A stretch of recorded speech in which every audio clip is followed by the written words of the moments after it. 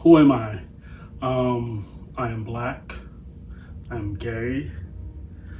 I'm human. I was born Serette B King.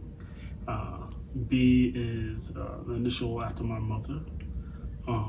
So it's kind of like very empowering. But I was born in Harlem Hospital. Bronx, New York is where I was raised for the first 12 years of my life. And moved to Jersey. But I have been in the field of sexual health, activism, advocacy for people who become advocates of their own health. I am a high school graduate, college graduate, a lover of musical theater, ballroom, of the arts.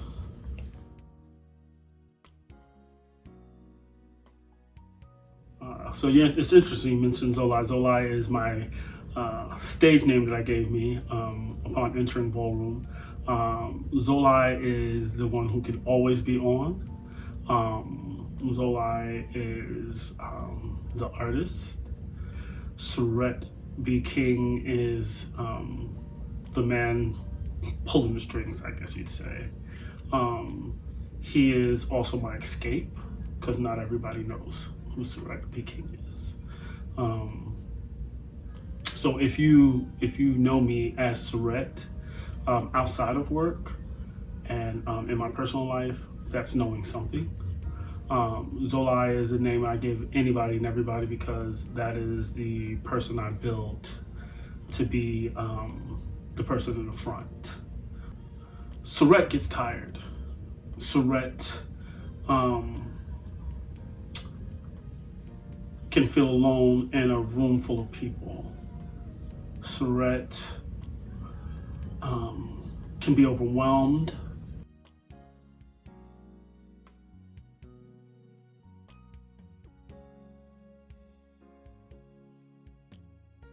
I'm a lover of the arts, theater, musical theater, and I've been an artist pretty much all my life. So I majored in musical theater. I was, I guess I was a big actor in high school, middle school. You know, I got scholarships for it. And so I always wanted to be a superstar. The day of graduation came and sleeping on people's couches, auditions didn't thrill me. So I went straight into nonprofit, straight into working. But I was able to be a part of something absolutely beautiful. It's called Ballroom. Ballroom gave me a place to express my art, to express myself in ways that I couldn't in everyday society. Zoliy got to put on a show, a production. Ballroom is the best of everything that is theater. It is the staging, it is the production, and then it's the show.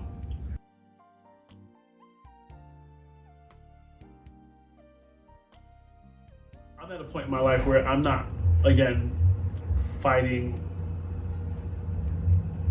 to keep my sanity. I'm fighting to stay alive, but I'm also at an age where I'm trying to build so that I can leave behind something that is worth continuing. And I have an amazing, amazing house called the House of Miyake-Mugler that I'm a part of. I'm the overall emperor.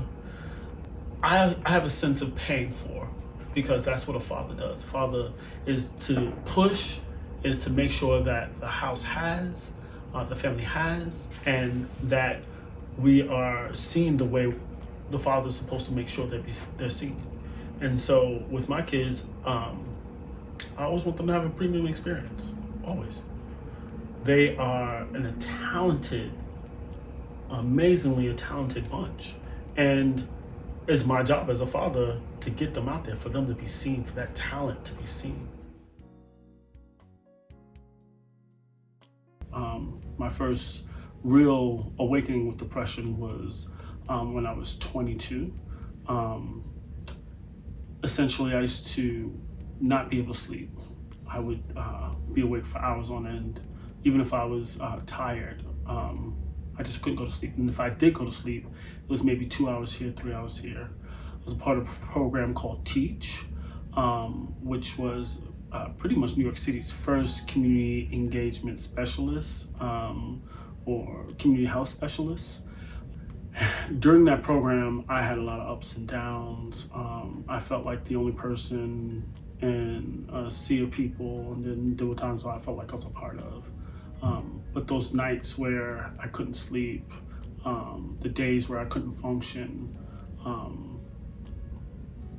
crying and not really understanding why, just this overwhelming feeling of not being able to, or always feeling alone, no matter who was there.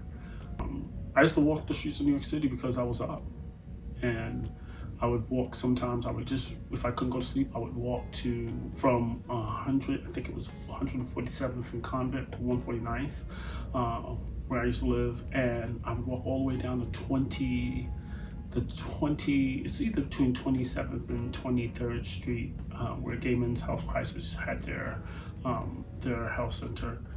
And I spoke to someone who was kind of like the nurse for the program, and she was like, "It sounds like you have, some depression, And she wasn't a therapist or a psychotherapist or anything like that, but she suggested I see someone.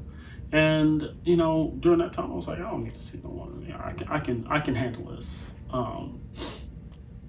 But maybe a couple of months in, I tried to get a therapist, it's always very hard to find people that for the services that you need.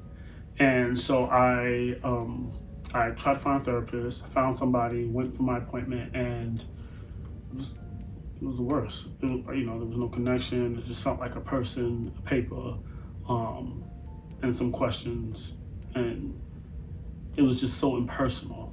And I was like, well, for that, I don't have to pay nobody. I can talk to myself in the mirror, or I can just talk to myself out loud, and I'll be just fine, because it made no sense to pay for someone who, I couldn't even really tell anything to, because they were so unenlightening.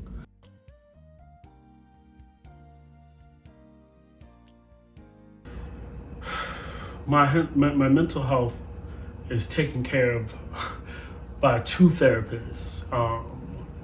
One therapist is a mindful therapist. He follows a mindful structure, thanking yourself, appreciating the things that you were able to do today.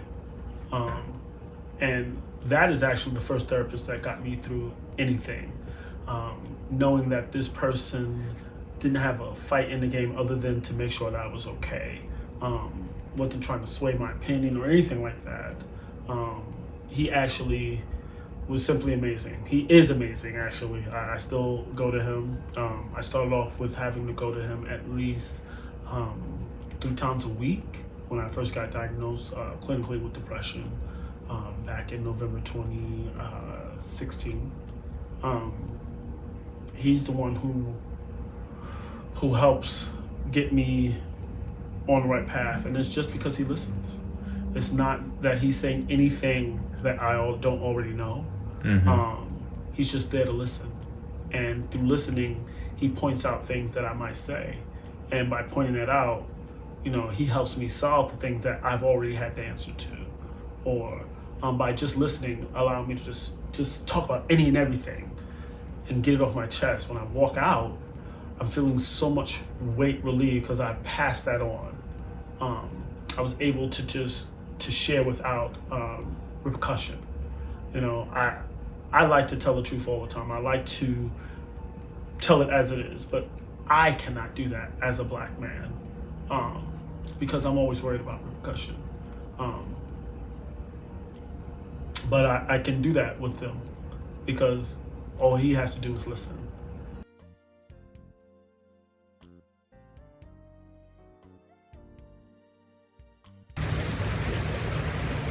The things that I needed to get through were right in front of me. What I had to do was be vulnerable enough to trust it, vulnerable enough to confide. I had to be willing to accept it and be okay that I don't understand it. And I had to be willing to find some pillars that I can lean on. And in my most tired moments, in my most weakest moments, in my most delusioned moments, in my most loneliest moments. And those pillars are people like my Shelly, my mother, my sister Lena, my son Tony, my friends Arturo, my brothers. Those are my pillars. Those are my coping mechanisms. My beautiful nieces and nephews, Rocky, Butterfly, and now Rain. Those are my pillars.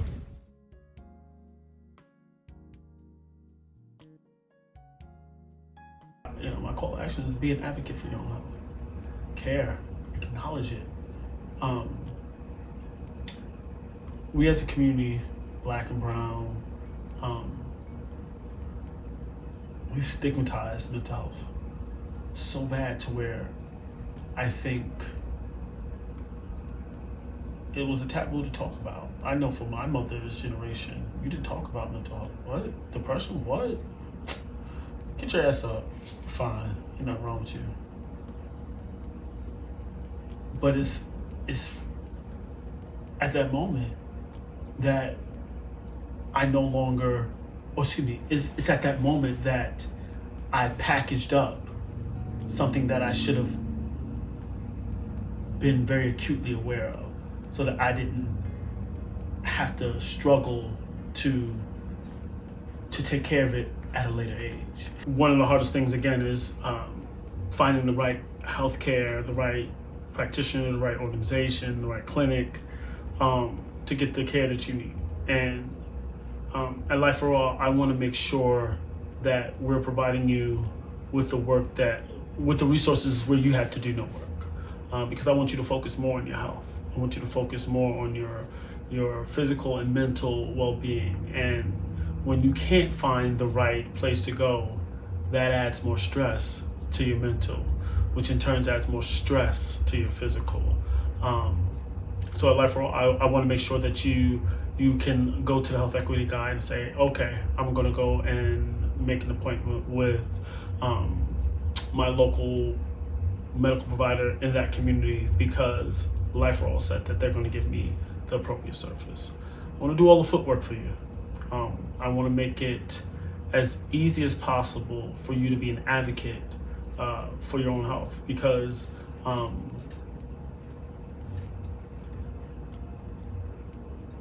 it's easy to fall out of the loop. My name is Serette B. King, and I choose me.